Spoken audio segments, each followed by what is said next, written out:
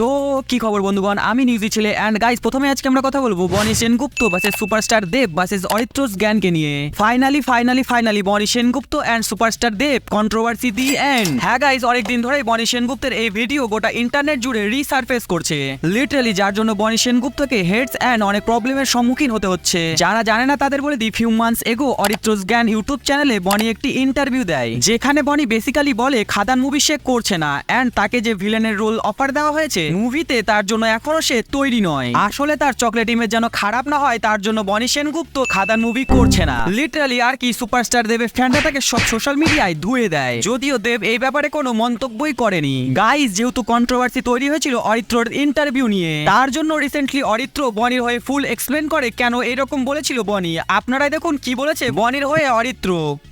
বনি সবচেয়ে প্রথম আমার ইন্টারভিউতে এবং রূপমের ইন্টারভিউতে, আমরা একই ছবির জন্য দুজন ইন্টারভিউ করেছিলাম, সেখানে কিন্তু সে প্রথমবার বলে যে আমি খাদানের পার্ট নই, আমি খাদান করছি না। খাদানে তার এক্স্যাক্টলি চরিত্রটা কি ছিল, সে কিন্তু মেন ভিলেন ছিল না। প্রথম কথা এই জিনিসটা ঘুরে বেড়াচ্ছে যে তাকে মেন ভিলেনের চরিত্র অফার করা হয়েছিল, তা কিন্তু নয়। তাকে কিন্তু যিশু সেনগুপ্তই মেন ভিলেন, তার ছেলের চরিত্রটা অফার করা হয়েছিল, যেটা কিন্তু সে করেনি। ঠিক আছে, এটা হচ্ছে প্রথম কথা।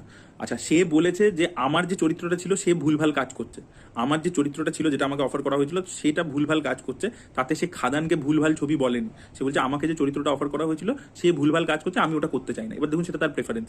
সে যদি করতো তাহলে ডেফিনেটলি খাদান যে ছবিটা যতটা হাইপ ছিল, যতটা পাবলিসিটি হবে, মার্কেটিং হবে, সেখানে সেও ডেফিনেটলি একটা বুস্ট পেতো। যাই হোক, চলুন নেক্সট আপডেটের ওপর। ইয়েস গাইস, বাঙালি বাবু অভিষেক এই কারণে লিগ্যাল অ্যাকশন নিল সুমন অ্যান্ড অর্পিতা ব্লগসের ওপর। কি এমন করলো সুমন অর্পিতা যার জন্য অভিষেক পুলিশ কেস পর্যন্ত করতে বাধ্য হলো? গাইস, তোমরা তো প্রত্যেকেই জানো বাঙালি বাবু অভিষেক একজন রোস্টার। তার প্রত্যেকটি ভিডিওর মতন কিছুদিন আগে সুমন অ্যান্ড অর্পিতা ব্লগসের ওপর একটি রোস্ট ভিডিও বানায় অ্যান্ড এর থেকে শুরু হয় নিউ লাফড়া। লিটারালি সুমন অ্যান্ড অর্পিতা নাকি অভিষেকের করা রোস্টের ওপর ফেক স্ট্রাইক মারে, ভিডিও রিমুভ করে দেয় এফবি পেজ থেকে। এর ওপরে বাঙালি বাবু অ্যাংরি হয়ে লেখে, এফবি পেজটা আমার পেট চালায়, পেটে লাথি পড়লে তো কাউকে ছাড়া যাবে না।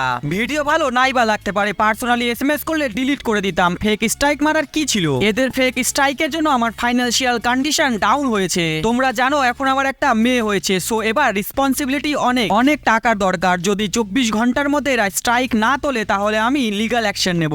যাই হোক, এই ব্যাপার নিয়ে সুমন আর অর্পিতার কোনো রিয়াকশন আসছে কিনা সেইটাই এখন দেখার। চলুন নেক্সট আপডেটের ওপর। ইয়েস গাইস, লিটারালি এই কারণের জন্য আরজি করে ডক্টররা হসপিটাল জয়েন করবে না বলে সোজাসুজি জানিয়ে দিল। তাহলে কি হবে এইবার? চিকিৎসা না পেয়ে কি ভুক্তভোগী হতে হবে পেশেন্টদের, নাকি চিকিৎসা না পেয়ে মরতে হবে রুগীদের? আসলে এই সমস্যার সম্মুখীন যেন রুগীদের না হতে হয় তারই জন্য ডাক্তাররা আরজি কর হসপিটালের বাইরে অভয়া ক্লিনিক চালু করেছে অ্যান্ড এই ক্লিনিকে এখন অব্দি 2170 জন প্লাস পেশেন্টকে ফ্রি অফ কস্ট চিকিৎসা এবং ওষুধ প্রদান করা হয়েছে। এই ব্যাপার নিয়ে আরজি করে ডাক্তাররা কি বলেছে আপনারাই দেখুন।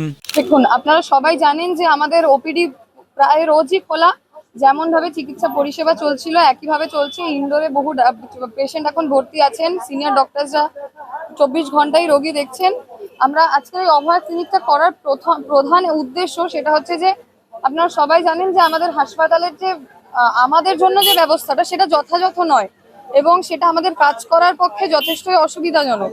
তাই আমরা হাসপাতালের বাইরে, মূল বিল্ডিং এর বাইরে আমরা অভয়া ক্লিনিকের আয়োজন করেছি, যাতে আমরা এই বার্তাটা পৌঁছে দিতে পারি, যাতে সমস্ত মেডিকেল কলেজে আমাদের জন্য চিকিৎসার যে পরিকাঠামো সেটা যাতে আরো ভালো করা যায়, যাতে আমরা রোগী পরিষেবা ভালো দিতে পারি। হোপফুলি ফিঙ্গার ক্রস গাইস, যেন সব আগের মতন খুব তাড়াতাড়ি ঠিক হয়ে যায় এন্ড বিচার যেন আমরা খুব তাড়াতাড়ি পেয়ে যাই। ইয়েস, জাস্টিস ফর আরজি কর। আরজি কর নিয়ে মনে পড়লো সুস্মিতা দেবনাথ নিজের মেডেল আরজি কর নির্যাতিতাকে উৎসর্গ করলো। হ্যাঁ গাইস, অ্যাথলিট সুস্মিতা দেবনাথ শ্রীলঙ্কায় অনুষ্ঠিত এশিয়া প্যাসিফিক্স এ জেতা মেডেল অভয়ার বাড়িতে গিয়ে তাকে উৎসর্গ করে, গলায় পরিয়ে দেয় এবং বলে আমি এই বাড়িরই একজন অংশ, আমি তাকে দিদি বলে মেনে এসেছি বরাবর। আপনারা দেখুন এই ব্যাপারে অ্যাথলিট সুস্মিতা কি বলেছে তিলোত্তমাকে নিয়ে।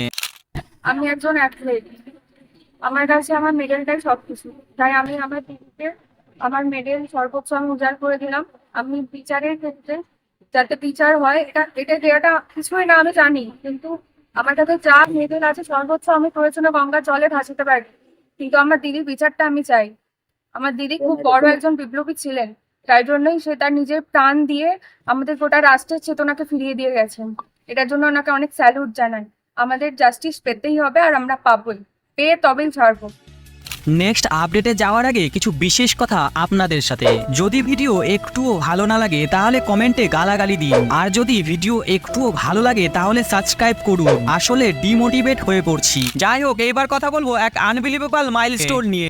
হ্যাঁ গাইস, এই কাজের দ্বারা এক গৃহবধূ চমক ফেলেছে গোটা পশ্চিমবঙ্গে। লিটারালি প্রায় 15,000-এর বেশি কলম দিয়ে দুর্গা প্রতিমা তৈরি করেছে নদিয়ার মাঝদিয়ার গৃহবধূ পাপিয়া কর। মূর্তি থেকে শুরু করে অলংকার, এমনকি মায়ের ত্রিশূল সমস্তটাই তৈরি হয়েছে পেন এবং পেন্সিল দিয়ে। আরজি করের ঘটনার প্রতিবাদে এটা নীরব প্রতিবাদ বলে তিনি জানান। বহুরূপে শিক্ষিত মানুষে ভরে গেছে আমাদের দুনিয়া, তাই অসুরকে তিনি কলম দিয়েই সাজিয়েছেন। এমনকি অসুরকে বদের ত্রিশূল বানানো হয়েছে কলম দিয়ে। এই গৃহবধূ তার কাজের মাধ্যমে তিলোত্তমার বিচার চেয়েছেন গোটা রাজ্য জুড়ে। চলুন নেক্সট আপডেটের ওপর। OMG, আমরা গড়ে ফেলেছি অনেক বড় রেকর্ড। ইয়েস গাইস, প্যারালিম্পিক্সে 18তম স্থান দখল করেছি আমরা। 8 তারিখ অর্থাৎ রবিবার শেষ হয়েছে প্যারিস প্যারালিম্পিক, যার মধ্যে আমরা হিউজ লেভেলের মেডেল নিজের নামে করেছি। ইয়েস, মোট 29টি পদক দখল করেছে ভারতীয় অ্যাথলিটসরা। এখন বর্তমানে ভারত অর্থাৎ আমাদের ঝুড়িতে রয়েছে 7টি গোল্ড, 9টি রূপো এবং 13টি ব্রোঞ্জ। যাই হোক, তবে স্যাড ব্যাপার হচ্ছে প্রথম স্থানে রয়েছে চীন, তাদের দখল রয়েছে 220টি পদক। দ্বিতীয় স্থানে রয়েছে গ্রেট ব্রিটেন, যার দখল রয়েছে 124টি পদক। আর তৃতীয় স্থান দখল করেছে আমেরিকা, যারা দখল করতে পেরেছে 105টি পদক। সব থেকে হাসির ব্যাপার তো এইখানে, লিটারালি আমাদের সাথে সব ব্যাপারে চুগলি করা পাকিস্তান পেয়েছে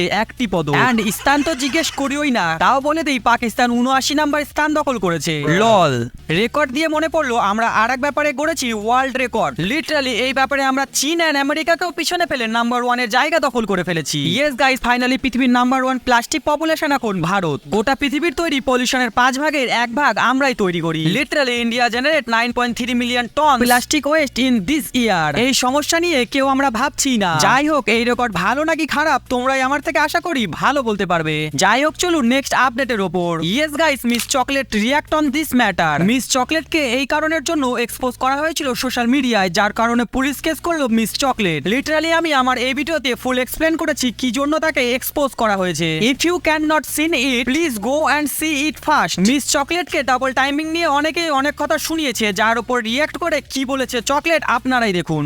গাইজ, আজকে কি ঘটনা হয়েছে এটা আমি প্রথম থেকে বলি। 3টা ছেলে আমাদের ক্লাসের, স্বপ্নিল, জিহাদ আর জায়েদ, এই 3জন ছেলে। আর এদের নামে জিডি করা হবে, এটাও ক্লিয়ার। হ্যাঁ, এদের নামে জিডি করা হবে, রায়হান সহ এই 4টার নামে জিডি করা হবে। যেহেতু ওই 3জনও ওদের সাথে ছিল, বাকিদেরকে আমি চিনি না, কিন্তু আমার ক্লাসের যেহেতু ওরা, ওদের নামে জিডি করা হবে। আমি ওইটা আমি জানতাম না যে রায়হান এত বড় একটা বস্তিবানা করবে। এত বড় একটা বস্তিবানার জন্য অবশ্যই আমি ওকে ছাড় দিব না। তো এত বড় একটা বস্তিপানা করবে, ওকে নিয়ে জাস্ট থ্রেট দিতেছিল অ্যান্ড বলতেছিল যে আমি নাকি ওর সাথেও করছি ডাবল টাইমিং, ওর সাথেও করছি, মানে আমি দুইজনের সাথে সেম টাইমে রিলেশন করছি, অথচ রায়হানের সাথে আমার কোনো সম্পর্ক নাই। হ্যাঁ, মর্মর সাথে আমার রিলেশন হয়েছে অ্যান্ড এটা হলো কলেজে ঢোকার পরই হয়েছে। আর এটা সম্পূর্ণ আমার পার্সোনাল ম্যাটার, মানুষ রিলেশন করতেই পারে।